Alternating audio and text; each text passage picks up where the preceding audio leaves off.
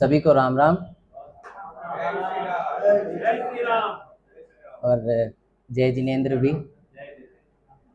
तो आरजीए के प्रेसिडेंट जी गिद्दर अटल साहब, सेक्रेटरी महेश आसावा जी, हमारे सर आपका डेजिग्नेशन क्या है? संयोजक है सर जी, बुधड़ा जी, सभी पास प्रेसिडेंट्स, आई थिंक ऑल को मेंबर्स, हमारे हम बाबूजी बोलते हैं उनको बाबूजी बोलते हैं हम। तो आप सभी का धन्यवाद मुझे बुलाने के लिए। आवाज़ आ रही है? तो सब चाय पिए हुए हैं तो अभी एक्टिव रहेंगे, उसके बाद पता नहीं मेरे को। ये टॉपिक कभी ख़त्म नहीं होने वाली टॉपिक है, जीएसटी। प्रधानमंत्री के हिसाब से ये गुड एंड सिंपल टैक्स है, बट हमारे हिसाब से एक अलग व्यू रहेगा, आपके हिसाब से एक अलग व्यू रहेगा, बट इसी के साथ जीना है। तो मतलब कैसा है, आप इसके साथ आपकी शादी हो गई है, तो जो भी है you have to live together. 2017 जुलाई में स्टार्ट हुआ, अभी भी सेटल हो रहा है। तो जीएसटी लॉ अभी भी चल रहा है। मतलब ये मतलब वर्ल्ड वाइड आप अगर देखेंगे तो इतनी बड़ी एक्सरसाइज कोई देश में नहीं हुई। आप में से कितने लोग कोई मैन्युफैक्चरर्स है क्या? सब मैन्युफैक्चरर से पूछिए जीएसटी के पहले क्या क्या करते थे और जीएसटी के बाद में कितने कंप्लेंट्स कर रहे हैं।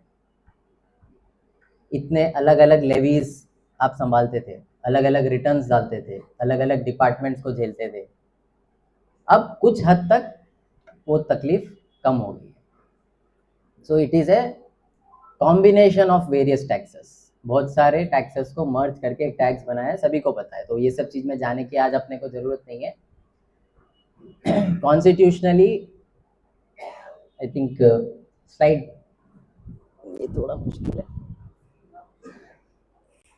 ये इधर आएगा क्या सर?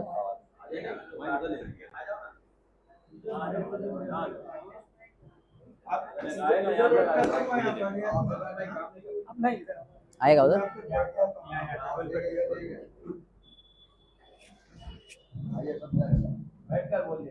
माफी चाहता हूँ सब बैठ के बोलने के लिए, but for the better clarity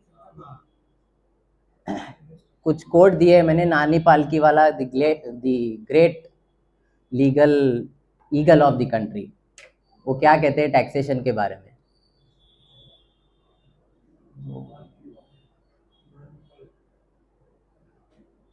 tax aviation is रेप्रिहेंसिबल, मतलब गलत है। जो टैक्स एवेड करता है वो गलती कर रहा है, वो अपने ही देशवासियों के साथ धोखा कर रहा है। बट जिस तरह से गवर्नमेंट टैक्स लगाती है वो भी एक टाइप का धोखा है। एक बहुत बड़े आदमी द्वारा कहा गया है, जिन्होंने मतलब लॉ को बहुत डीपली देखा है। वैसे एक और कोट वो कहते हैं कि इंडिया में लिटिगेशन कभी ख़त्म नहीं होगा, और अगर इसको आप ओलंपिक्स में इंक्लूड कर दे लिटिगेशन के लिए तो इंडिया गोल्ड मेडल पक्का जीतेगा। सो अपना टैक्स स्ट्रक्चर है ही ऐसा, और ये हम ये नहीं कह सकते कि गवर्नमेंट गलत है, कहीं हम भी जिम्मेदार है, हम में से कुछ मछलियाँ जिम्मेदार है, तो उनको ऐसे हार्ड स्टेप्स लेना पड़ता है। सिंप्लीफिकेशन करने जाएंगे तो अपन उसको एक्स्ट्रापोलेशन करेंगे। एज ए देखिए, इंडियन दिमाग जो होता है बहुत तेज होता है, तो हर चीज़ में चार रास्ते ढूंढ सकते हैं आप, तो उनको भी एनफोर्समेंट बढ़ाना पड़ता है। तो ये दोनों साथ साथ चलते हैं। ऐसा नहीं बोल सकते कि टैक्स ऑफिसर ही गलत है या सिर्फ एसएससी गलत है, दोनों कहीं ना कहीं कुछ हद तक जिम्मेदार है। नेक्स्ट, कोशे मूलो ही दंडः, ये टैक्सेशन शुरू इसकी वजह से हुआ है, समझ के चलिए। कौटिल्य अर्थशास्त्र में ये कोट है। इसका मतलब है कि जैसे आपके धंधे में वर्किंग कैपिटल के बिना धंधा नहीं है, एडमिनिस्ट्रेशन के लिए रेवेन्यू के बिना कुछ नहीं है। भले ही बेनिफिशियरी अलग अलग होंगे, आपसे ले रहे हैं कहीं और जा रहा है, but this is the way to do administration. Economy को हैंडल करना है तो बिना रेवेन्यू के नहीं होगा। तो हम लोग जब भी सोचते हैं हम सिर्फ एज ए टैक्स पेयर सोच रहे हैं। जब आप में से कोई आईएएस बनेगा, कोई आईआरएस बनेगा, या आपकी नेक्स्ट जनरेशन बनेगी, तब उनका भी एक पर्सपेक्टिव आपको पता चलेगा। नेक्स्ट, टैक्स क्यों है? Next, article 265 of the constitution. इस आर्टिकल की वजह से ही देश में टैक्स लगता है ऑफ एनी काइंड। तो जीएसटी भी लग रहा है, तो उसके पीछे का आर्टिकल ये है, फिर जीएसटी का भी एक आर्टिकल आया है। Next, 366(12)A। इसकी वजह से देश में जीएसटी लागू हुआ। इस कॉन्स्टिट्यूशनल अमेंडमेंट के लिए कई वर्षों का प्रयास गवर्नमेंट ने किया है, क्योंकि स्टेट गवर्नमेंट के साथ उनको सिंक करके यहाँ तक पहुँचना था। It is a dual levy. Dual levy का मतलब है आप टैक्स में सीजीएसटी और एसजीएसटी दोनों भरते हैं। नेक्स्ट, जीएसटी को हम कंजम्पशन बेस्ड मॉडल कहते हैं, डेस्टिनेशन बेस्ड। मतलब जहां से बेच रहे हैं वो जरूरी नहीं है, कहाँ पे कंज्यूम हो रहा है उनको ज़्यादा फायदा है, उस स्टेट को ज़्यादा फायदा है। कंजम्पशन बेस्ड मॉडल, तो the state of the buyer जो खरीद रहा है उस स्टेट के, और इसका एक्चुअली ये जो प्रावधान सब आए हुए हैं ये है ईयू वैट के ऊपर बेस्ड है। तो ओईसीडी के पास एक अलग कमेटी होती है, उस कमेटी में जो मॉडल ड्राफ्ट होते हैं लॉ के, ईयू वैट के, वो मॉडल ड्राफ्ट को इंडिया अडॉप्ट किया बीइंग ए ओईसीडी मेंबर। उसके बाद में उस अपने देश के जियोपॉलिटिक्स के हिसाब से उसको चेंज किया। जैसे example alcohol for human consumption को कॉन्स्टिट्यूशनली एक्सक्लूड किया हुआ है। तो it is based on some internal issues, आपके स्टेट गवर्नमेंट का रेवेन्यू इन्वॉल्व था। नेक्स्ट,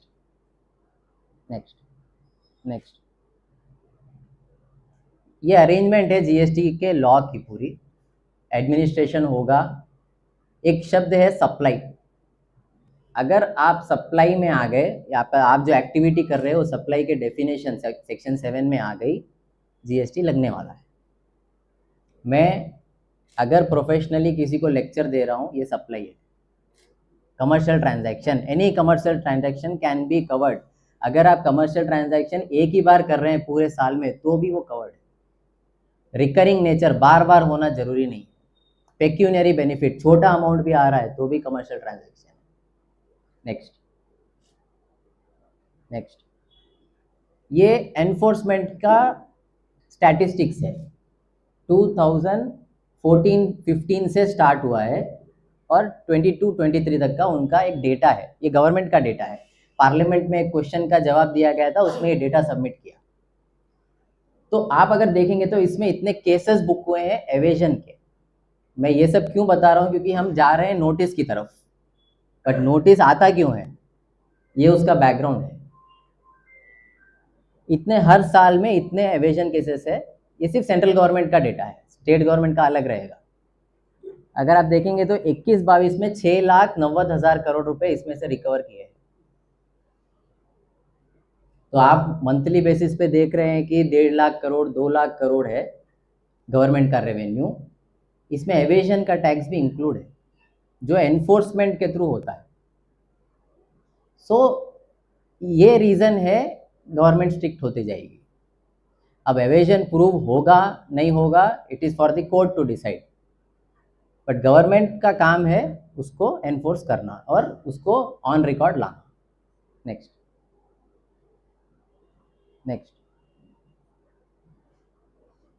अलग अलग टाइप के नोटिसेस है। आप जैसे जीएसटी की माला पहनेंगे उस टाइम से नोटिस आएंगे, जब तक आप जीएसटी क्लोज नहीं करेंगे, आपकी असेसमेंट नहीं आएगी, तब तक भी नोटिस आएंगे। It is part of the process. आप नया रजिस्ट्रेशन डाल रहे हैं, नया रजिस्ट्रेशन डालने के बाद आपने गलत डोर नंबर दे दिया, आपका एड्रेस प्रूफ के साथ मैच नहीं होता, तब भी एक नोटिस इशू होता है।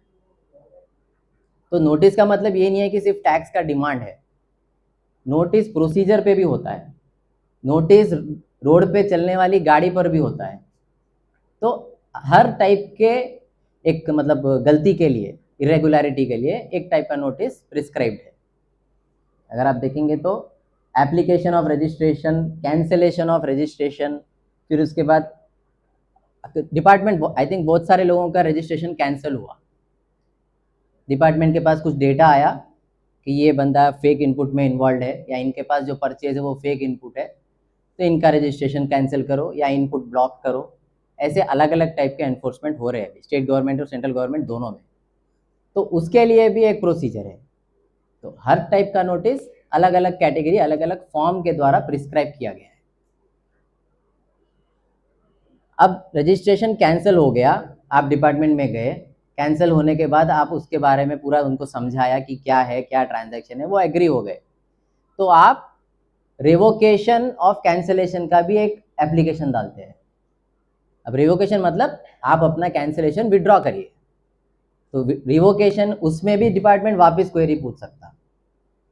हर चीज के लिए नोटिस है, और notice through technology, through portal GST login के थ्रू प्रिस्क्राइब्ड है।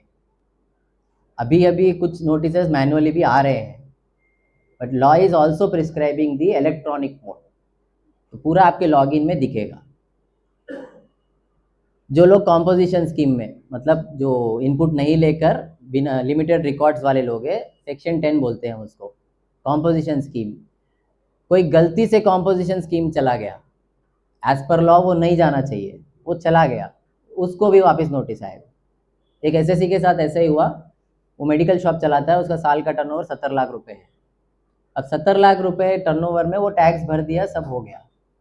अब वो कुछ गलती किया है, जब कॉम्पोजिशन ऑप्ट किया, जब वो एप्लीकेशन डाला कि मुझे कॉम्पोजिशन चाहिए, कुछ मिस्टेक किया है उस एप्लीकेशन में, डिपार्टमेंट ने पूरा कॉम्पोजिशन स्कीम ही रिजेक्ट कर दिया। अब उसको 6 लाख रुपए का डिमांड डाल दिया 18% टैक्स से। अब फर्स्ट स्टेज पे, डिपार्टमेंट ऑफिसर की स्टेज पे, वो आपको इसका रिलैक्सेशन नहीं दे सकता, उसके पास उसका पावर नहीं है। फिर आपको इसको through notice, through reply to notice, through adjudication, ऐसे जाके अपील के प्रोसेस में जाकर ही आप वापस उसको रिवर्स कर सकते हैं। दूसरे रास्ते करेंगे तो दूसरे रास्ते का भी दूसरा रास्ता है उनके पास। तो every act of the businessman, हर काम आपका उसमें वो डिस्प्यूट क्रिएट हो सकता है। जो रिटर्न नहीं डालते, 6 महीने के रिटर्न पेंडिंग है, रजिस्ट्रेशन कैंसिल, हर चीज के लिए एक नोटिस है। असेसमेंट्स, ये अभी सबसे हॉट टॉपिक मार्केट के हिसाब से ये चल रही है, असेसमेंट्स और शो कॉज नोटिसेस। अब असेसमेंट कब होगा? जब आपका रिकॉर्ड्स जाएगा या आपका रिटर्न का डेटा वेरीफाई होगा ऑनलाइन में जो आप फाइल किए हैं, तो उसके बेसिस पे वो असेसमेंट करेंगे और अलग अलग तरीके से आपके ऊपर क्वेरीज रेस करेंगे। तो जो क्वेरीज रेस करते हैं उसका आपको जवाब देना है। तो उसमें इन्फो और प्रोविजनल असेसमेंट का भी उनके पास ऑप्शन है। अगर आप रिकॉर्ड नहीं देते, टाइम से आप जा नहीं रहे डिपार्टमेंट के पास, तो उनके पास बेस्ट जजमेंट करने का ऑप्शन है। जो भी डेटा मिलेगा पूरा रिवर्स कर देंगे। एग्जाम्पल बोलता हूँ, एक एसएससी था बॉम्बे का, उनका हैदराबाद में रजिस्ट्रेशन था। अब रजिस्ट्रेशन था, वो लोग डिपार्टमेंट उनके पीछे 6 महीने से पड़ा हुआ है कि आप अपने ऑडिट के लिए रिकॉर्ड सबमिट करिए, सबमिट नहीं किया।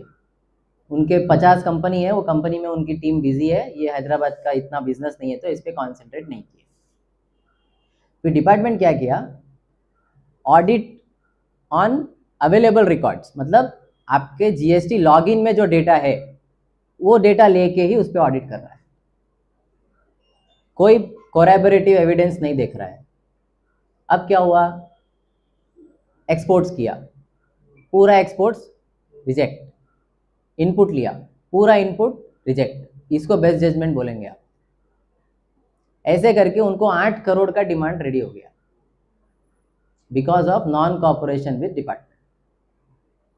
तो जब डिपार्टमेंट आपको बुला रहा है तो अपने को भी जिम्मेदारी है कि कुछ ना कुछ तो अपन फॉलो करें, पेपर दें, कुछ एक्नॉलेज कराएं, नहीं तो फिर ऐसे एक्शन हो जाएंगे जो रिवर्सिबल नहीं है जल्दी से, फिर आपको कोर्ट जाना पड़ेगा, रिट डालना पड़ेगा, ऐसे सब झमेले में पड़ना पड़ेगा।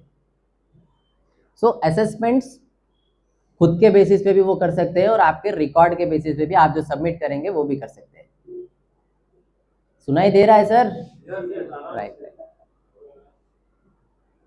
अब देखिए, असेसमेंट फॉर अनरजिस्टर्ड पर्सन भी है। अनरजिस्टर्ड पर्सन, साहब बोले थे अनरजिस्टर्ड को भी असेसमेंट होता है। बहुत सारे लोगों को सर्विस टैक्स के नोटिस आए रहेंगे, आपका कमर्शियल रेंट है आपके इनकम टैक्स की फाइल में, आप सर्विस टैक्स की रजिस्ट्रेशन ही लेना भूल गए उस टाइम पे, आपको एक गाइड नहीं किया। डिपार्टमेंट बाद में क्या किया, इनकम टैक्स रिटर्न का डेटा पुल करके आपके ऊपर एनफोर्समेंट कर दिया, और वो जो एड्रेसेस थे आपके एड्रेसेस भी चेंज हो गए। अब उस एड्रेस पे पहले लेटर्स गए होंगे, कोई रिसीव नहीं किया या वो ऐसे रह गए। डायरेक्टली एक दिन आपको ऑर्डर आएगा कि आपका इतना डिमांड कंफर्म हो गया।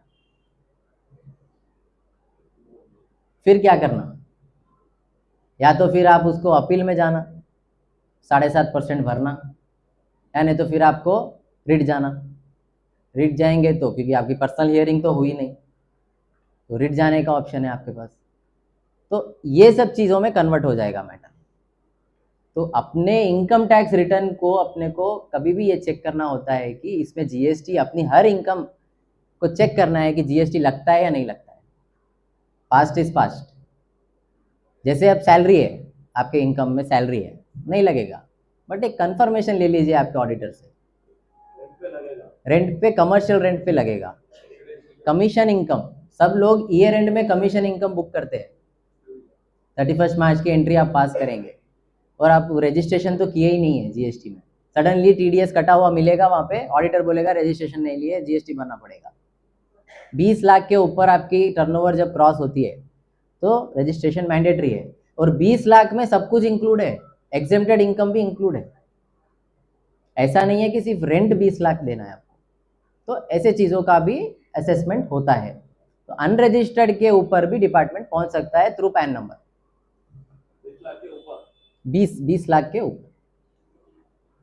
रिफंड्स, एक्सपोर्ट्स में है कोई तो रिफंड्स अप्लाई करेंगे, और इनपुट आउटपुट के हिसाब से आपका इनपुट का टैक्स रेट ज़्यादा है, आउटपुट का टैक्स रेट कम है, तो आपके पास इनपुट जमा होगा, इसका भी रिफंड मिलता है। आप स्पेशल इकोनॉमिक जोन को भी सप्लाई करते हैं तो उसका भी इनपुट ब्लॉक होएगा, उसका भी रिफंड मिलता है। जब रिफंड्स आप अप्लाई करते हैं, कुछ डॉक्यूमेंट बराबर नहीं रहेगा। अभी भी रिसेंटली एक क्लाइंट का हुआ, वो कुछ ऑनलाइन में बिजनेस करता है, तो जो एग्रीमेंट था पार्टी के साथ, उसके कस्टमर के साथ, वो एग्रीमेंट पे सिग्नेचर नहीं थी, बट एग्रीमेंट में ये लिखा हुआ है कि ये इलेक्ट्रॉनिक फॉर्म में है, it doesn't require a signature. तो ऑफिसर ने वो पैराग्राफ इग्नोर करके ये बेसिस पे रिफंड रिजेक्ट किया है कि उस पर साइन नहीं है, 12 लाख रुपए का रिफंड अटक गया। अब उसके लिए अपील जाना। तो छोटी छोटी चीजों पे आपको घेरा जाएगा, तो इसके लिए अपन को अपने फाउंडेशन स्ट्रांग रखना है, एक बेसिक नॉलेज रखनी है पेपर्स की, क्या होता है क्या नहीं होता है। कुछ सर्कुलर इशूड है, सर्कुलर के हिसाब से आप डॉक्यूमेंट सबमिट किए या नहीं किए। फिर बाद में हियरिंग होगी, हियरिंग में वो लोग पूछेंगे, then we have to explain. Next, तो वो रिजेक्शन का भी एक नोटिस होता है। बोलने का मतलब ये था कि रिजेक्शन होगा आपके रिफंड का, फिर भी एक नोटिस मिलने वाला है, उसका जवाब देना है, वो एक्सेप्ट करे ना करे वो ऑर्डर पास कर दे। उनके लिए तो रेवेन्यू बच रहा है, आप अपना टैक्स तो भर रहे हैं, बट उनको क्या है, उनका रेवेन्यू बचाना है जितना हो सके, क्योंकि वही वो लोग यूज करने वाले हैं आगे। तो ऐसे डिपार्टमेंट का वे ऑफ हैंडलिंग होएगा आपके साथ। अब आते हैं शो कॉज नोटिस। ये बहुत बड़ी चीज़ है आज की डेट में, इसको समझना जरूरी है, इसको प्रॉपर रिस्पॉन्स देना जरूरी है, नहीं देने की वजह से ही आपको प्रॉब्लम आती है। SCN is the foundation on which the department will build its case. इसमें जो लिखता है डिपार्टमेंट वो फाइनल है, उससे डिपार्टमेंट अपनी बात पे पीछे नहीं जा सकता। तो आपको जब शो कॉज नोटिस आ रहा है तो आप उसको कैसे एड्रेस कर रहे हैं वो इम्पोर्टेंट है। आज का अपना मेन मुद्दा यही है। नेक्स्ट, नोटिस में क्या होगा? शो कॉज नोटिस का मतलब है मैं डिपार्टमेंट हूं, आप एसएससी है, मैं आपको बोलूंगा मुझे बताइए कि मैं क्यों आपके ऊपर ये एक्शन ना लूं, क्यों एक्शन ना लूं for this this this defaults, आपके ये गलतियों के लिए मैं क्यों एक्शन नहीं लेना, क्यों आपसे टैक्स नहीं लेना, क्यों आपका इनपुट डिसअलाउ नहीं करना, क्यों आपका कॉम्पोजिशन हटाना नहीं। ऐसे बहुत सारे फॉल्ट्स रह सकते हैं जो आप आई थिंक ऑलरेडी बहुत सारे लोग असेसमेंट्स में अभी आपके ऑडिटर लोग सबमिट किए होंगे।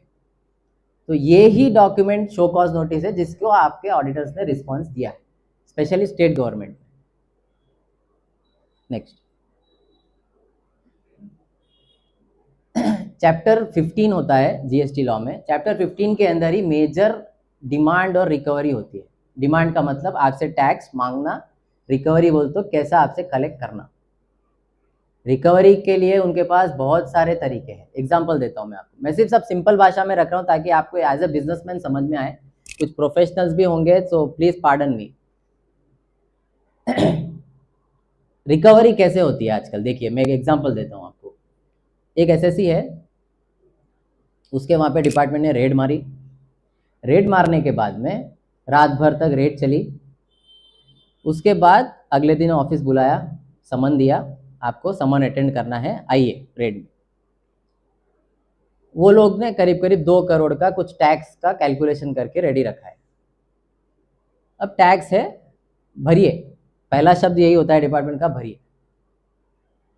नहीं भरेंगे तो रिकवरी प्रोसीडिंग्स। अब रिकवरी होती कैसे है?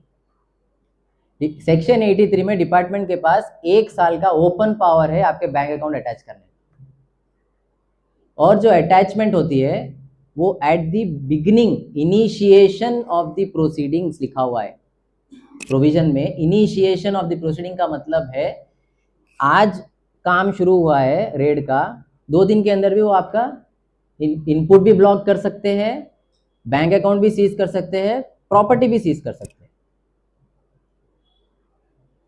तो ऐसी चीजें एक्चुअली मेरे हिसाब से बिजनेस को या ट्रेड को समझ के रिप्रेजेंट करनी चाहिए थी विद द गवर्नमेंट, कि आप बिगिनिंग ऑफ द प्रोसीडिंग्स में ही आप अटैचमेंट पूछ रहे हैं और 1 साल तक वो कर सकते हैं। 1 साल तक अगर आपका धंधा बंद रहा तो धंधा स्वाहा हो जाएगा। तो एसएससी को ऐसे बैंक सीज कर दिया। अब सीज करने के बाद में बहुत ट्राई किए, पहले वकील से पूछे, सब किए, 4-5 जगह अलग अलग हाथ मारे। बाद में डिपार्टमेंट बोला चलो ठीक है, हम ये हटा देंगे, 50 लाख भर दो। एसएससी भर के आ गया, बैंक अकाउंट अगले दिन खोल दिया। ये न्यूज रिपोर्ट में मत डालना साहब, मैं फंस जाऊंगा फिर। तो सेक्शन 83 इतना ड्रैकोनियन प्रोविजन है, उसके लिए एक सर्कुलर भी दिया है गवर्नमेंट ने। सर्कुलर में भी मतलब थोड़ा लैंग्वेज ऐसा बनाया है कि आप सोच सकते हैं कि वो रास्ते खुले रखे हैं उसमें। तो खाली मतलब डिपार्टमेंट को एक इंस्ट्रक्शन है, आपको राइटिंग में रिकॉर्ड करना है कि क्यों आप कर रहे हैं। वो इंटरप्रिटेशन इश्यूज है, मतलब 12 लगना चाहिए या 18% लगना चाहिए, उस पर क्लैरिटी नहीं है तो भी सीज हो गया। इसको एवेजन नहीं बोल सकते आप। एवेजन कब होगा? इन जनरल आप किसी से बोलेंगे मेरे को टैक्स लगता है और आप टैक्स कलेक्ट कर लेंगे और आप एग्जेम्प्टेड में आपका रिटर्न डाल देंगे। आप गलत रिप्रेजेंट करके टैक्स जमा करके गवर्नमेंट को नहीं भरेंगे, कैलकुलेशन में आप मिस्टेक करेंगे, कुछ सेल बिल हटा देंगे आप, तो एवेजन है। बट रेट ऑफ टैक्स जब गवर्नमेंट को ही बहुत सारी चीज़ों पे क्लैरिटी नहीं है तो आप एसएससी से कैसे एक्सपेक्ट करेंगे? That to businessman. बिजनेसमैन के पास इतना टाइम होगा तो वो टेक्निकल नॉलेज रखने के लिए, तो then it's a different case. ऐसे बहुत सारे इश्यूज है। तो 78 से 84 के अंदर रिकवरी होती है और आपके कस्टमर के पास जा सकते हैं और बोलेंगे कि ये बंदा हमको इतना टैक्स बाकी है, आप उसको पेमेंट नहीं देंगे, आप हमको पेमेंट देंगे। इसको थर्ड पार्टी अटैचमेंट बोलते हैं। तो ये भी एक टाइप की रिकवरी है, पहले भी थी, अभी एक्टिवली बहुत यूज हो रही है। नेक्स्ट,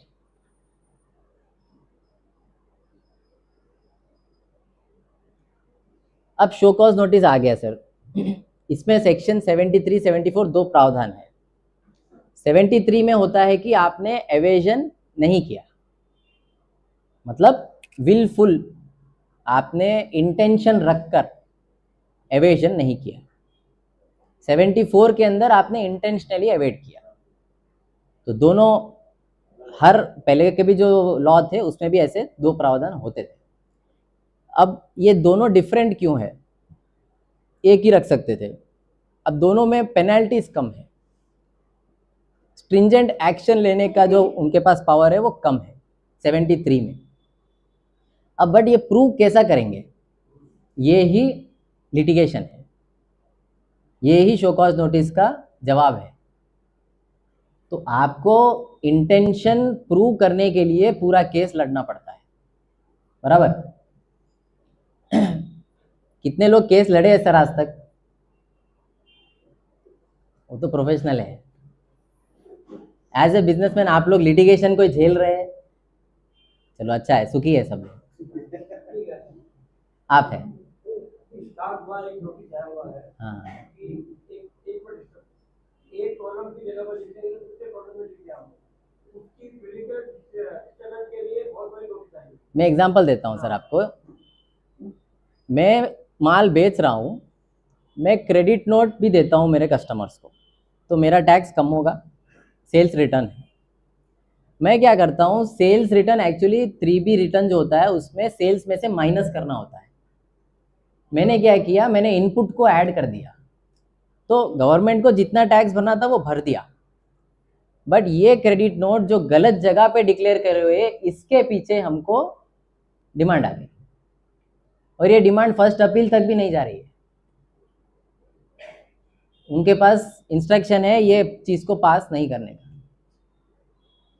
समझे सर? सिंपल है, इस कॉलम में डालने का मैंने इस कॉलम में माइनस करने का यहाँ पे ऐड कर दिया, टैक्स तो बराबर भरा है, इफेक्टिवली टैक्स रेवेन्यू न्यूट्रल है, गलत कॉलम है।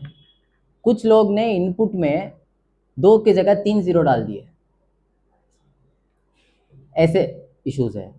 और इसीलिए revision of return mandatory requirement थी, बट लॉ में नहीं है। अभी न्यूज रिपोर्ट के हिसाब से हम अप्रैल 25 में एक्सपेक्ट कर सकते हैं कि जीएसटी का रिवाइज रिटर्न मिलेगा। सुप्रीम कोर्ट से फाइनेंस मिनिस्ट्री से जवाब मांगा गया है कि what is your answer to revision of return. तो गवर्नमेंट अब थोड़े कोर्ट केसेस की वजह से थोड़े पॉलिसी चेंजेस कर रही है। एक एग्जांपल और देता हूं, आपकी लॉगिन में नोटिसेस डिस्प्ले होने का एक डैशबोर्ड है, वहां पर नोटिस विजिबल नहीं होता, और एक डैशबोर्ड है एडिशनल नोटिसेस, वहां पे नोटिस विजिबल होता है। अब एक एसएससी ने दूसरा देखा नहीं, सिर्फ एक ही डैशबोर्ड देखा, इसके ऊपर कोर्ट केस था, फिर जजमेंट आया कि दिस इज रॉन्ग। तो अभी एक हफ्ते पहले गवर्नमेंट ने पोर्टल में जाके वो चेंज कर दिया, अब दोनों को एक ही जगह पे लाके बिठा दिया। ये बहुत छोटी सी लॉजिक है, बट ऐसे ही चल रहा है। तो इंटेंशन टू अवॉइड अगर है तो 74 में आपको नोटिस मिलेगा, और डिपार्टमेंट चाहेगा कि हर चीज को इंटेंशन टू अवॉइड में ही डालना है। कम प्रोसीडिंग्स हो रही है जहाँ पे 73 में आ रहे हैं, 74 ही चाहते हैं वो लोग, क्योंकि उसमें पेनल्टी ज़्यादा मिलती है, इन्फोर्समेंट जल्दी हो जाता है, आदमी डर भी जाता है। बिजनेसमैन को क्या है, उसको टेंशन नहीं चाहिए, अगर टेंशन आ गई तो वो बिजनेस नहीं कर सकता, तो वो क्या करता है, ठीक है यार भर के ख़त्म करो। तो उनके लिए वो डराने के लिए भी एक बड़ा रास्ता है 74 में जाने का। अब इसमें भी अलग अलग तरह के टाइम लिमिट्स है। शो कॉज, आपको पता चला डिपार्टमेंट आया आपके पास, शो कॉज नोटिस नहीं है, कुछ नहीं है, आपने उसी टाइम पैसा भर दिया तो पेनल्टी नहीं लगेगी 73 में। समझे आप? शो कॉज नोटिस के 30 डेज के अंदर भी आपने किया तो भी आपको पेनल्टी नहीं लगेगी। उसके बाद में अगर ऑर्डर पास हो गया, जैसे आप, आई थिंक स्टेट गवर्नमेंट में बीच में कुछ ऑर्डर्स पास हुए थे 17-18 साल के, उसमें अज्यूम कीजिए डिपार्टमेंट ने आपका डिमांड फाइनल किया है 5,000 रुपये। तो अगर 5,000 रुपये डिमांड है तो भी आपको 10,000 रुपये पेनल्टी भरना पड़ेगा, क्योंकि मिनिमम पेनल्टी 10,000 है। 10% of the tax which is confirmed in the order और 10,000 विच एवर इज हायर। तो टैक्स से ज्यादा तो पेनल्टी भर रहे हैं अपन, बट दिस इज लॉ। उसके बाद अगर आपका इंटेंशन टू एवॉइड है तो आपको 15%, 25% और 50% के स्लैब्स है टाइम लिमिट के हिसाब से, उस स्लैब्स में आप भरेंगे उतनी पेनल्टी भरना है। बट सबसे इंपॉर्टेंट बात यह है कि हम पेनल्टी क्यों भरना। अज्यूम कीजिए आपका इनपुट का प्रॉब्लम है, आपके हिसाब से वो इनपुट आप एलिजिबल है, डिपार्टमेंट के हिसाब से आप एलिजिबल नहीं है। अब आपको reply to show cause notice में ही इसका पूरा ज्ञान डिपार्टमेंट को देना है। अगर आप reply to show cause notice में अपने फैक्चुअल डिटेल्स बराबर नहीं देंगे तो आगे के स्टेज में भी बहुत मुश्किल हो जाएगी। नेक्स्ट, ये है नोटिस के बेस्ट प्रैक्टिसेस, मतलब क्या करना चाहिए। पहले सबसे इंपॉर्टेंट है आपका एड्रेस सही जगह होना चाहिए। बीच में मैंने एक एसएससी का एक केस हैंडल किया है, 10 साल हो गए रेंटल एग्रीमेंट बना के, वो जगह से आप चेंज भी हो गए और नया एड्रेस अपडेट भी नहीं किए और डिपार्टमेंट ने रजिस्ट्रेशन कैंसिल कर दिया अज्यूमिंग एज फेक। अब 10 साल पहले का अगर रेंटल एग्रीमेंट है तो department why they will accept your record, आप वो क्यों मानेंगे। रेंटल एग्रीमेंट की भी टाइम लिमिट होती है, रिन्यूअल करना पड़ता है आपको, 11 महीना इन जनरल अभी है। लीज एग्रीमेंट आप लॉन्ग पीरियड में रखते हैं, तो you also have to keep your record perfect. तो एड्रेस इंपॉर्टेंट है। एक एसएससी है जो ऑनलाइन में बहुत सारा मतलब बिजनेस करता है, उसके 21 स्टेट्स में रजिस्ट्रेशन है। हैदराबाद में 7 लोकेशन है, तेलंगाना में। अब 7 लोकेशन में 6 एक्टिव है, 1 एक्टिव नहीं है, और जो एक्टिव नहीं है वो ही प्रिंसिपल प्लेस ऑफ बिजनेस लिखा हुआ है, उसको कैंसिल कर दिया। फिर 1 महीना लगा उसको रिस्टोर कराने के लिए, एक्सप्लेन करिए, समझाइए, प्रूफ दीजिए, ये एग्रीमेंट वो एग्रीमेंट। उसके बाद तो बोलने का मतलब ये है कि एड्रेस इंपॉर्टेंट है आपका, जो प्रॉपर, क्योंकि ई वे बिल में भी इशू आता है, आपका माल कहीं और जा रहा है, वो बराबर अपडेट नहीं है, आपका ही लोकेशन रहेगा। अभी आप देखेंगे तो प्रोफेशनल्स को पता होगा कि रिसेंटली एक गुजरात हाई कोर्ट का एक कोर्ट केस हुआ, ई वे बिल था। मेरे ही एक और लोकेशन में मैं स्टॉक ट्रांसफर कर रहा था थ्रू ई वे बिल, गाड़ी खराब हुई रास्ते में। अब रास्ते में गाड़ी खराब होने के बाद में गाड़ी चेंज की गई, वहाँ पे एक रिपेयर में पहली गाड़ी दी गई, वो अपडेट नहीं हुआ ई वे बिल में। इसके ऊपर डिपार्टमेंट ने 200% डिमांड डाल दिया पेनल्टी का। फिर उसकी मतलब लाइव वीडियो भी आया इसके ऊपर, अगर आप देखेंगे तो कोर्ट ने जितना टैक्स है उतना पेनल्टी डिपार्टमेंट पे लगाया कि आप ऐसे फ्रिवलेस केसेस बना रहे हो। वो खुद के गोडाउन में माल भेज रहा है तो कोई टैक्स लाइबिलिटी का इशू नहीं है, ठीक है। 2 स्टेट में अलग अलग जगह हो रहा है, मतलब गुजरात से महाराष्ट्र जा रहा है, उनका ही लोकेशन है, और बाद में वो लोग रिकॉर्ड्स दिए, सब दिए, ब्रेकडाउन का रिकॉर्ड्स दिए। Court has come down heavily on the department, 18 lakh रुपए का कॉस्ट लगाए है डिपार्टमेंट के ऊपर। तो जेन्यून केसेस है, और इसके ऊपर सर्कुलर्स भी है कि कौन से टाइप की इरेगुलरिटी को डिपार्टमेंट थोड़ा मतलब स्ट्रिक्टली ना देखे, ऐसे भी सर्कुलर्स है। बट एज बिजनेसमैन आपको उस टाइम पता रहना जरूरी नहीं। इवन कुछ ऑडिटर्स को भी अगर इनकम टैक्स में ज़्यादा इन्वॉल्व है तो जीएसटी में उतने इन्वॉल्व नहीं रहेंगे। तो दिस इज द प्रॉब्लम। और सबसे बड़ा ज्ञानी गूगल है, तो आधी चीज़ें गूगल से हो जा रही। अब कुछ एक एग्जांपल देता हूँ एक और मैं। क्रेडिट नोट्स के ऊपर एक 2019 में सर्कुलर आया था। सर्कुलर आया, प्रिंसिपल सर्कुलर था, उसके बाद और एक सर्कुलर आया, उसको जैसे आप पोस्ट सेल डिस्काउंट देते हैं, वॉल्यूम डिस्काउंट, सेकेंडरी डिस्काउंट, उसके ऊपर सर्कुलर आया। सेकेंड सर्कुलर जो था वो डिपार्टमेंट विड्रॉ कर ली, इशू करके विड्रॉ की। सेकेंड सर्कुलर अभी भी लोग यूज कर रहे हैं उनके रिप्लाई टू नोटिस। अगर ये आगे चला गया and it comes in appeal तो वो उल्टा पड़ेगा। ये गूगल के भी थोड़े प्रोज एंड कॉन्स होते हैं। प्रूफ ऑफ रिसिप्ट ये बहुत सारे लोग मेंटेन नहीं करते। आपको जब नोटिस कोई भी डिपार्टमेंट का कम्युनिकेशन आता है उसके पीछे का जो लिफाफा होता है वो स्टेपल करके रखिए। लिफाफे के ऊपर इंडिया पोस्ट का एक स्टिकर रहेगा। वो स्टिकर का नंबर लेके ऑनलाइन से जाके इंडिया पोस्ट वेबसाइट से उसका प्रिंट निकालिए ट्रैकिंग का। वो आपका प्रूफ ऑफ रिसिप्ट है। ऑर्डर पास होने के 3 महीने के अंदर आपको अपील डालना पड़ता है। ऑर्डर रिसीव होने के, पास होने मतलब इशू डेट नहीं, रिसीव होने के। अगर आप अपनी रिसिप्ट डेट प्रूफ बराबर नहीं करेंगे तो ये टाइम बार हो सकता है। कभी भी मेंटेन करिए। अब डिपार्टमेंट के पास भी ऑनलाइन में एक डेट डालने का पावर है। उनके पास आप अगर लॉगिन में देखेंगे तो 2 टाइप की डेट दिखती है। एक है डेट ऑफ कम्युनिकेशन और एक है ऑर्डर की डेट। जब आप अपील ओपन करेंगे तो अपील में ऑर्डर की डेट आएगी, कम्युनिकेशन की डेट नहीं आएगी। तो वहाँ पे डिपार्टमेंट को लगता है कि आप टाइम बार हैं, बट यू शुड सी कि आपकी एक्चुअल रिसिप्ट डेट क्या है, और वो पेपर्स में डालना पड़ता है। शो कॉज नोटिस आता है, 30 दिन के अंदर आपको जवाब देना है। फर्स्ट, आप टाइम ले रहे हैं अलग बात है। अब 30 दिन प्रूव करना है तो लिफाफा जरूरी है। नहीं तो डिपार्टमेंट क्या करेगा, अगर गलत एड्रेस रहा तो इधर उधर आपका चला जाएगा, पता ही नहीं चलेगा। आपका जुरिस्डिक्शन क्या है आपको पता होना चाहिए। जुरिस्डिक्शन में 2 टाइप है, स्टेट और सेंटर। किसी एक के पास है जुरिस्डिक्शन, दोनों के पास नहीं।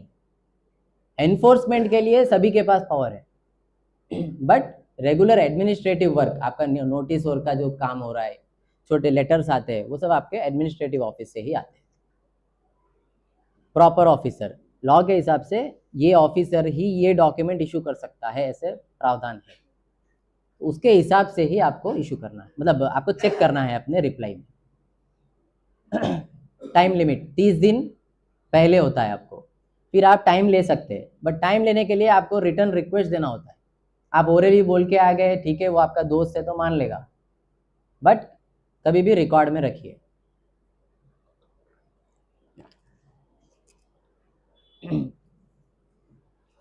ये प्रोफेशनल के लिए प्रिपेयर ए फैक्ट शीट।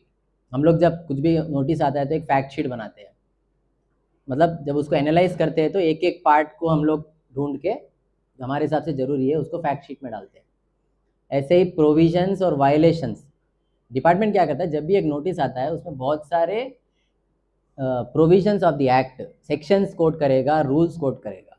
कभी कभी आप ध्यान से देखेंगे तो जो उस ईयर का प्रोविजन है ही नहीं वो भी कॉपी पेस्ट करेंगे। 17-18 में कुछ था और 19-20 में कुछ और था, 19-20 का लेके 17-18 के नोटिस में कॉपी पेस्ट कर देगा, क्योंकि उनको भी नॉलेज नहीं है। तो आप जब प्रोविजन देखते हैं तो प्रोविजन में क्या है, वायलेशंस। डिपार्टमेंट को एलिगेशन जब लगाता है तो they have to be crisp and very clear कि कौन से वायलेशंस आप किए हैं। खाली वेग लैंग्वेज अगर लिख देंगे कि ये बंदा ऐसा किया, एग्जांपल देता हूँ, आजकल क्या हो रहा है नोटिस में 2A 3B, आपका पार्टी अपलोड नहीं किया तो आपको नोटिस आता है, उसमें वो लोग इनवॉइस वाइज देखते ही नहीं है कि कितना है। अप्रैल मई जून में आपके पास 2A में ज़्यादा है और आपके 3B में आपने इनपुट कम लिया है, अगले 3 महीने में कम उल्टा रहेगा। तो देखना है क्यूमुलेटिवली ऐड करके। ये क्या करेंगे, जिस महीने में शॉर्टेज है वो निकाल के आपको डिमांड दे देंगे। ऐसे बहुत सारे हो गए, क्योंकि उनके पास टाइम नहीं है, जो मिल रहा है डालो नोटिस, आगे करो। तो ये भी गलत है, because the department should build its case only in show cause notice. It is the last opportunity for them to build the case and it is the last opportunity for you to give your facts. Appeal में facts नहीं होती, legal issues होती है। आपके हिसाब से जो annexures जाना चाहिए, जो कैलकुलेशंस जाना चाहिए, सब कुछ आपको रिप्लाई टू नोटिस में डिटेल में जाना चाहिए। जरूरी नहीं है 30 दिन में जवाब दे देना। अगर वो आपको डिमांड कंफर्म कर देंगे तो they are illegally doing it, आपको फायदा है आगे जाके, बट आगे जाना पड़ता है। अपन क्या है, अपन वो टेंशन में आके भी डू एंड जो भी है खत्म करके आ जाते हैं। नेक्स्ट, डिपार्टमेंट की कैलकुलेशंस चेक कीजिए, ब्लाइंडली उसको फॉलो मत कीजिए। डिपार्टमेंट गलती करता है। मेरे केस में जो डिमांड था उसमें मतलब टोटलिंग का मिस्टेक है, टोटल को भी टोटल में ले लिए। तो अपन डिपार्टमेंट की कैलकुलेशन को मैच करना है पहले अपने रिकॉर्ड से, क्योंकि वो भी बेचारा इंसान है, उनके जूनियर्स भी होते हैं, इंस्पेक्टर्स होते हैं, उनको भी हर एक को एक्सेल आना जरूरी नहीं है। तो analyse the calculations of the department. Sir time है क्या सर? एक्टिव है क्या सर सब लोग? हाँ, जो जरूरी है वो तो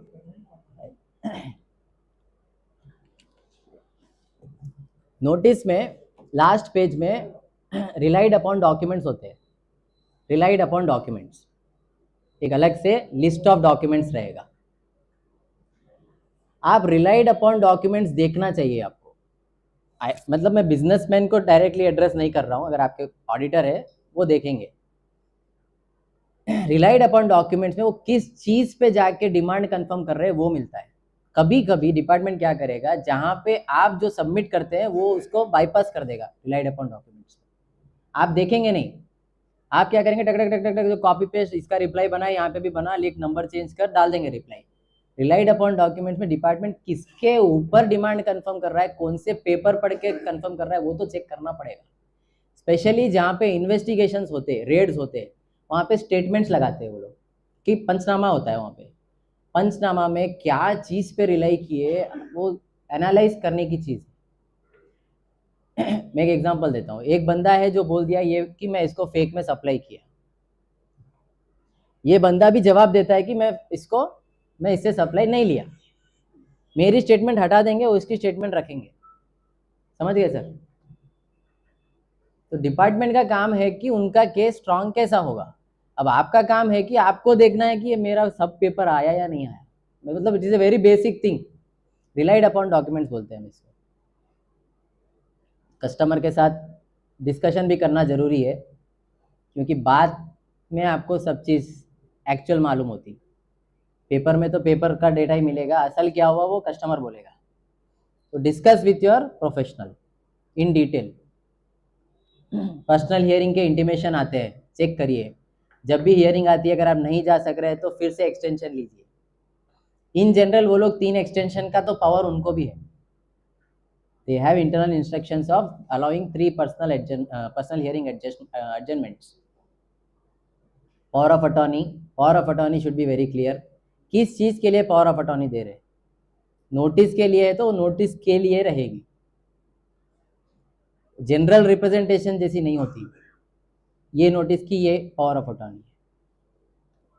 रिटर्न सबमिशंस, एक चीज याद रखिए सर, डिपार्टमेंट ऑफिसर से आप जितना भी ओरली बात कर लें, पेपर में जो जाएगा वो ही वैलिड है। वो कन्विंस हो जाएगा, हियरिंग में हाँ बोल देगा, बाद में आपको डिमांड कंफर्म होकर ऑर्डर आ जाएगा। ऐसे बहुत सारे होते हैं, जब बाद में आप जाके पूछेंगे बोलेगा नहीं साहब वो हमारे बॉस बोल दिए तो इसलिए पास करना पड़ा। अरे आप मिलके गए थे, मेरे को याद ही नहीं रहा, प्रेशर था, मैन पावर नहीं है, पास करना पड़ा। ऐसे आपको जवाब मिलेगा। इसके लिए जो पेपर में जाएगा वो जरूरी है। Return submissions, additional return hearing के टाइम पे भी और सबमिशंस दे सकते हैं, वो भी ध्यान रखिए। ओरल सबमिशंस, अगर आप पर्सनल हियरिंग में कुछ बात कर रहे हैं जाके जो पेपर में नहीं है, ये भी एक ऑफिशियल रिकॉर्ड है। कहीं पे ऑनलाइन थी, अभी ऑनलाइन जीएसटी में इतना नहीं है, कोविड के बाद थी। तो जो पीएच का एक पेपर बनता है पर्सनल हियरिंग का, वो चीज़ वो पेपर में आनी चाहिए। आप उसको मिस कर देंगे, मैं समझा दिया उसको, बट वहाँ लिखवा लीजिए जो रिप्लाई टू नोटिस में नहीं है। It is very important. Next,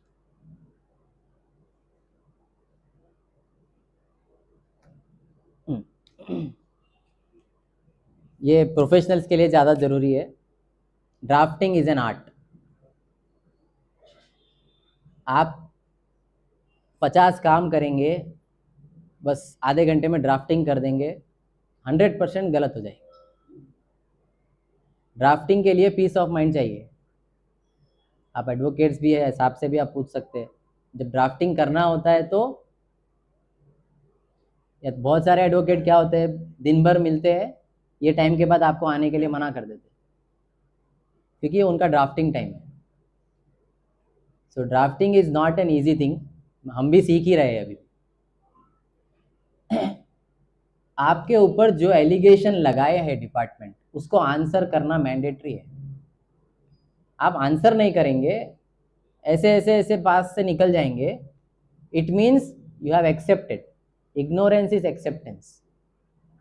आपने एक्सेप्ट कर लिया है कि डिपार्टमेंट ने जो एलिगेशन डाला है। तो इसके लिए ड्राफ्टिंग में आपको very clearly you have to answer. अगर आप बोल रहे हैं मैं आपकी बात नहीं मानता, तो क्यों नहीं मानता, क्यों नहीं मानता, मतलब मेरी ये कैलकुलेशन है। जो भी कैलकुलेशन के प्रॉब्लम्स है वो generally show cause notice level तक क्लोज हो जाते हैं, अगर आप सही रिप्रेजेंट करेंगे तो। अगर आप बोलेंगे नहीं साहब ये टोटल है, ये ले लो, वो पहले ही आधा भगवान रहेगा वो। इसलिए पेपर में जो जाएगा वो बहुत इंपॉर्टेंट है। हर चीज को आंसर कीजिए, एलिगेशन को काउंटर कीजिए। Very clear. जरूरी नहीं है कि 50-50 पेज के रिप्लाई बने। हाँ, जब आपको पता है आप गलत है तो आप 50 पेज के रिप्लाई बनाएंगे ताकि वो कंफ्यूज हो, और जब आप सही हैं तो बहुत ही क्रिस्टल क्लियर रखिए अपने कंटेंट को, पॉइंट वाइज, कम शब्दों में ज़्यादा बोलिए।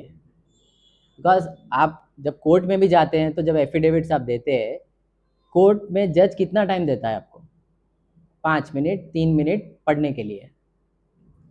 सेम चीज़ यहाँ पे अप्लाई होती है।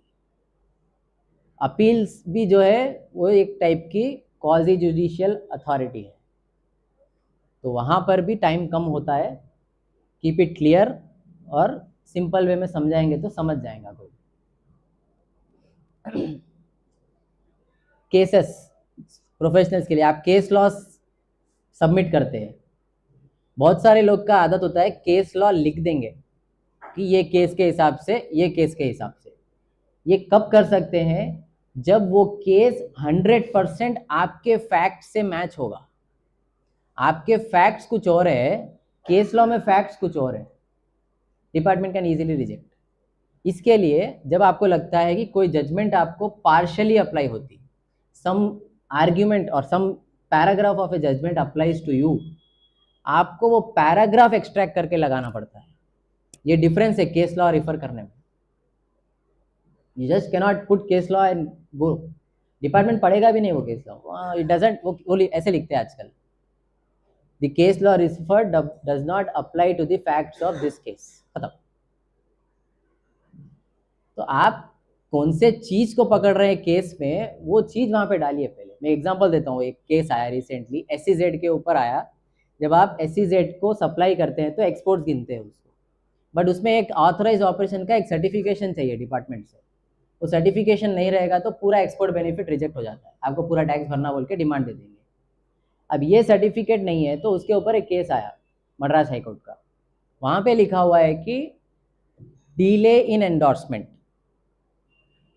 मतलब आप देर से एंडोर्समेंट ले रहे तो भी चलेगा।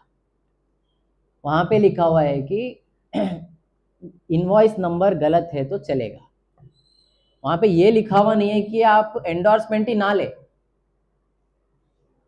उसमें क्या करेंगे लोग, प्रोसीजरल पार्ट को कॉपी पेस्ट करेंगे कि या this procedural infirmity is there, ये गलती है, so 0 rate benefit should be given. ये अप्लाई नहीं होता हर केस में, और ये गुड्स वाला केस है, सर्विसेज का नहीं है। ठीक है, spirit of the judgement is correct, but आप उसको प्रेजेंट कैसा करते हैं अपने रिप्लाई में, वो इंपॉर्टेंट है। मेंस रिया, मैंने जो कहा था इंटेंशन, इंटेंशन के ऊपर ही पूरा पेनल्टी है। अब मैं बोलता हूँ जो फ्लेवर्ड मिल्क है, फ्लेवर्ड मिल्क इंडस्ट्री बोलती है, जो मैन्युफैक्चरिंग कंपनीज है कि ये 5% में आएगा, गवर्नमेंट बोलती है 12% में आएगा।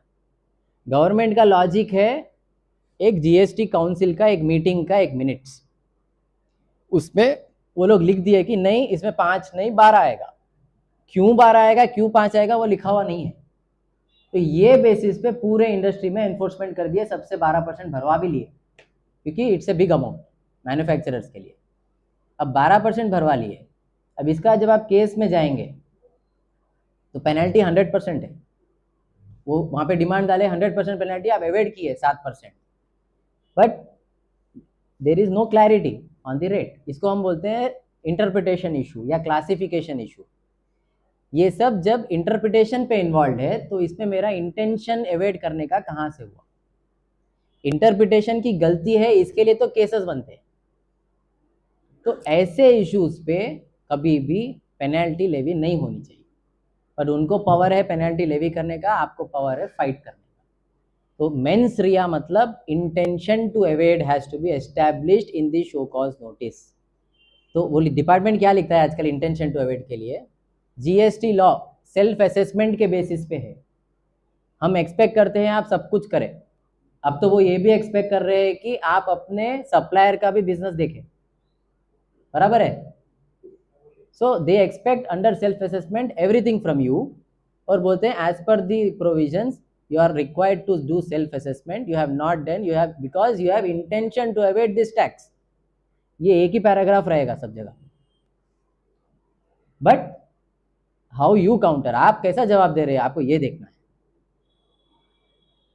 प्रेजेंट योर कैलकुलेशन, जो मैंने कहा कभी भी calculation show cause notice level पे चली जानी चाहिए। अपील लेवल में जब आप एक्स्ट्रा डालेंगे उनके पास पावर है रिजेक्ट करने का, बिकॉज एडजुडिकेटिंग अथॉरिटी बोलते हैं जो शो कॉज नोटिस को हियरिंग लेता है, that authority is the fact finding authority, last fact finding authority. तो उनके पास ही पावर है नंबर्स चेक करने का। बाद में कोई कर रहा है वो depends on various interest of the officers. इसके लिए कभी भी रिप्लाई टू नोटिस में आंसर जाना चाहिए।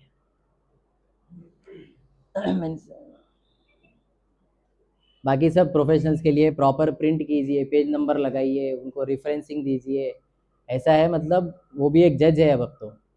और एक और इम्पॉर्टेंट बात, बहुत सारे जगह पे जो बंदा नोटिस इशू करता है वही बंदा ऑर्डर भी पास करता है। There is an issue here, legal issue, कि जो नोटिस इशू कर रहा है can he pass an order against himself? सोचिए, मतलब मैं ही नोटिस बनाऊंगा, आप रिप्लाई देंगे और मैं ही उसका ऑर्डर पास करूंगा, ये गलत है,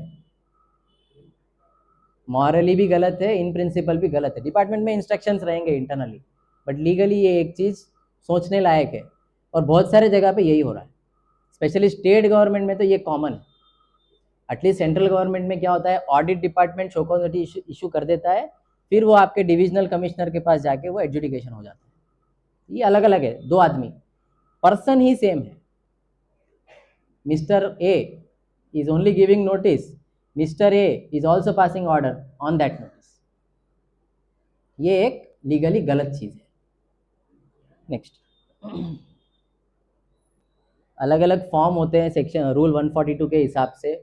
आप एक लीगल प्रोसेस समझिए सर, क्या होता है जनरली कोई भी असेसमेंट में, पहले आपको या तो कुछ रिकॉर्ड्स के लिए एक लेटर आएगा या ऑडिट के लिए ADT 1 आएगा, उसके बेसिस पे आप रिकॉर्ड्स देते हैं, वो लोग उसको वेरीफाई करते हैं, उसको चेक करने के बाद आपको एक मेमो देंगे कि आपको इतना भरना चाहिए। अगर आप बोल रहे हैं कि नहीं तो आप हमको जवाब दीजिए। वो होने के बाद ऑडिट रिपोर्ट फाइनल होती है। उसके बाद अगर आप फिर डिसएग्री कर रहे हैं तब जाके शो कॉज नोटिस आता। तो ऐसे फर्स्ट डे में शो कॉज नोटिस आना बोलता वो भी गलत है। स्टेट गवर्नमेंट में यही हुआ। स्टेट गवर्नमेंट में वो लोग ने क्या किया, एक सॉफ्टवेयर बनाया, सॉफ्टवेयर में आपका एनुअल रिटर्न जो डाले या मंथली रिटर्न जो डाले उसके बेसिस पे डायरेक्ट शो कॉज नोटिस दे दिए, कुछ वेरीफाई भी नहीं किए, उसके बाद में वेरिफिकेशन किए। But we are helpless because we have to do our business. ये इतने प्रोसेस है, इतने पेपर्स है, इतने मतलब प्रोसीजर्स फॉलो करने होते हैं फॉर प्रॉपर एडजुडिकेशन। आपको जवाब देना है, प्रिलिमिनरी जवाब देना है। इन्वेस्टिगेशंस में थोड़ा अलग बताऊंगा, ये रेगुलर प्रोसेस अलग है। आप जो टैक्स DRC-03 एक कॉमन हो गया आजकल, हम जाके भर देते हैं उसमें। स्पेशली जब ई-वे बिल का प्रॉब्लम आता है, रास्ते में गाड़ी पकड़ लेते हैं, तो डिपार्टमेंट आपसे ज़बरदस्ती भरवा देगा, आप DRC-03 में भर देते हैं, वो गलत है। इसके लिए भी एक अलग सर्कुलर है। ठीक है, अपील में एक्सेप्ट होगा वो सब, लेकिन बाद में जब आप अपील जीतेंगे तो वो रिफंड देने के लिए आपको बहुत सताएंगे। There is a process for issuing notice for conveyance, जो रास्ते में गाड़ी पकड़ते हैं, अपन डर के भर दे रहे, अपील में नहीं जाना है आपको। मे बी अगर अपील में जाना है तो उनसे पहले नोटिस इशू करवाइए, नोटिस के बाद अपना अमाउंट ऑनलाइन डिपॉजिट कीजिए, उसके बाद उनको वो अमाउंट कट करने दीजिए आपके अकाउंट से। आप DRC से पेमेंट मत करिए। DRC का मतलब है मैं एग्री कर रहा हूँ वॉलेंटरली टू पे, ये इंटरप्रिटेशन है DRC-03 की। कभी भी DRC-03 डिपार्टमेंट चाहता है आप उसी से भरें। रेड में आएंगे, अंडर प्रोटेस्ट भी भराएंगे, रातों रात भी भरवाएंगे, तो भी DRC-03 से भरवाएंगे, क्योंकि it is for voluntary payment. बाद में डिस्प्यूट्स अलग है, सब्जेक्ट टू डिस्प्यूट। लास्ट में ऑर्डर पास होगा DRC-07 में। DRC-07 मतलब आपका डिमांड कंफर्म हो गया, आपकी रिप्लाई देने के बाद में ये ऑर्डर जनरेट होता है। जनरली यही होता है, नोटिस, रिप्लाई टू नोटिस, फिर ऑर्डर, ऑर्डर के बाद फर्स्ट अपील, फर्स्ट अपील के बाद ट्रिब्यूनल। ये एक लीगल प्रोसेस है। नेक्स्ट,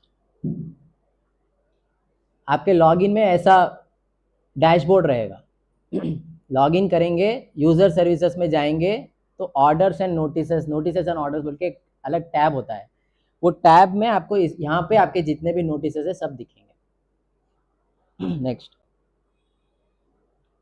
इस तरह आप उसमें अंदर कंटेंट रहेगा। आई थिंक सबको दिख नहीं रहा होगा मे बी। नोटिसेस का एक ऑप्शन होता है, रिप्लाईज का एक ऑप्शन होता है, फिर इसमें डिपार्टमेंट को ऑर्डर पास करने का भी ऑप्शन होता है। वो उनके लॉगिन से आपके लॉगिन में ऑर्डर देते हैं। तो intention of GST law is to do everything electronically. शुरू में बहुत सारे प्रॉब्लम्स हुए, बट अभी धीरे धीरे सब चीज़ ऑनलाइन ट्रांसफर हो गई है। नेक्स्ट, यहाँ पे आप अपना रिप्लाई सबमिट करते हैं। यहाँ पे आप छोटा कुछ रिप्लाई है तो यहाँ पे डायरेक्ट लिख सकते हैं, अटैचमेंट का ऑप्शन भी है, और यहाँ पे एक टैब होता है पर्सनल हियरिंग के लिए। पर्सनल हियरिंग को आपको यस करना पड़ेगा तो ही वो आपको रिप्रेजेंट, मतलब still he may call you, but उसके पास अगर ऐसे उसको डिमांड कंफर्म करना है तो एक रास्ता है, आप उसको रास्ता दे रहे हैं by not selecting personal hearing tab. अपना OTP डाल के आप रिप्लाई ऑनलाइन सबमिट करते हैं यहाँ पे। नेक्स्ट, ये अभी जो सिटी में या पूरे स्टेट्स में सब जगह पे जो कॉमन इश्यूज चल रहे हैं वो ये है। आई थिंक यही सबके मेजर डाउट्स रहेंगे। तो हम क्या करेंगे, इसको लास्ट में लेके पहले एक नेक्स्ट स्लाइड कंप्लीट कर लेंगे। टाइम लिमिट्स, डिपार्टमेंट क्या कर रहा है आजकल, एक नया रास्ता मिला है सेक्शन 168A के अंदर, वो खुद का टाइम लिमिट बढ़ा रहे हैं। 168A फोर्स मेजॉर के लिए यूज होता है, मतलब नेचुरल कैलामिटी, कोविड, अर्थक्वेक, उस कारण से डिपार्टमेंट अपना टाइम लिमिट ऑर्डर पास करने के लिए या नोटिस बनाने के लिए वो लोग एक्सटेंड कर सकते हैं। बट अब तो डायरेक्ट बिना कुछ मेंशन किए ऐसे ही 168A के अंदर खुद ही अपना टाइम लिमिट बढ़ा रहे हैं। It is already, this is in high court. कुछ लोग हाई कोर्ट गए इस पे कि आप कैसा अपना खुद का टाइम लिमिट ऐसे ही बिना फोर्स मेजॉर के बढ़ा रहे हैं। तो it's a very big legal issue. ये 17, 18 और 18, 19 का मैंने टाइम लिमिट दिया है एक्चुअली। ये आप PPT सर्कुलेट करेंगे क्या साहब? ठीक है, आपको मिल जाएगा ये टाइम लिमिट, सबके लिए काम आएगा। हाँ, नेक्स्ट। नेक्स्ट, ये एक समन होता है सर, सेक्शन 70 में मिलता है सबको। आजकल ये कॉमन हो गया समन, मतलब पहले समन बोलते आदमी डरता था, आजकल हर किसी को समन मिल रहा है। समन देने का मतलब ये नहीं है कि आप कुछ फॉल्ट में है, कोई दूसरा फॉल्ट में रहेगा तो आपकी स्टेटमेंट लेने के लिए भी समन आता है। आपके सप्लायर या आपका कस्टमर या आपके रिलेटेड पार्टीज, कोई भी, कोई इन्वेस्टिगेशन चल रहा है, पूछताछ के लिए आता है, रिकॉर्ड सबमिट करने के लिए पूछते हैं। It is a judicial proceedings, IPC के भी प्रावधान इसमें लागू होते हैं। सो इसको अपने को एडहर करना चाहिए। अगर आप एक्सटेंशन ले रहे हैं तो रिटर्न सबमिशन दीजिए, वो भी इन एडवांस, लास्ट डेट जाके मत दीजिए, दे कैन क्रिएट प्रॉब्लम्स। वो ये नोट लेंगे नहीं उनके हाथ में, लास्ट दिन आप जाके देंगे तो थोड़ा पहले भेजिए ताकि रिकॉर्ड हो सके। नेक्स्ट नेक्स्ट जनरली इन्वेस्टिगेशन में होता है सबसे कॉमन कोहर्शन। आपके ऊपर प्रेशर आएगा, प्रेशर में आपको सब करना पड़ेगा, जो बोलेंगे साइन करना पड़ेगा, फिर जबरदस्ती टैक्स भी भरवा ले रहे हैं। नहीं करना पड़ेगा, नहीं करना, सॉरी, तो करते हैं, ऐसा काम नहीं करना। We should not do as a genuine tax payer, आप उसको सपोर्ट नहीं कर सकते। बट ऐसे केसेस दिखे हैं जहाँ पे बहुत सारा कोहर्शन हुआ है, वो लास्ट मिनट प्रेशर में लोग टैक्स भर दिए, crores of rupees are being paid. मैं आपको स्टार्टिंग में जो स्टैटिस्टिक्स बताया था, 6 लाख 7 लाख करोड़ रुपए का जो टैक्स कलेक्ट कर रहे हैं, मेजर इन्वेस्टिगेशन से ही आता है। वो ऐसे अंडर प्रोटेस्ट पेमेंट करवाते हैं, वो कभी कभी अंडर प्रोटेस्ट रिकॉर्ड नहीं करते। आप जो चालान भरते हैं वहाँ पे अंडर प्रोटेस्ट आपको लिखने नहीं देंगे। ऐसे प्रेशर क्रिएट होता है, वो माहौल वैसा ही रहेगा। अगर आप कुछ गलती से स्टेटमेंट दे दिए, कन्फेस कुछ किए हैं, तो आप अपने एडवोकेट से कंसल्ट करिए, उसको रिट्रैक्शन का प्रोसीजर पूछिए, you can go for the legal process. Retraction का भी ऑप्शन होता है। कोई आपके अगेंस्ट कोई स्टेटमेंट दिया है तो आपको भी पावर है टू हैव ए काउंटर, उसके साथ में स्टेटमेंट रिकॉर्ड करने का भी आपके पास ऑप्शन होता है। These are all very big legal issues, आपके एडवोकेट से भी आप कंसल्ट कर सकते हैं। Next, now go back to that. बस सबसे कॉमन इशू होता है सब इनपुट टैक्स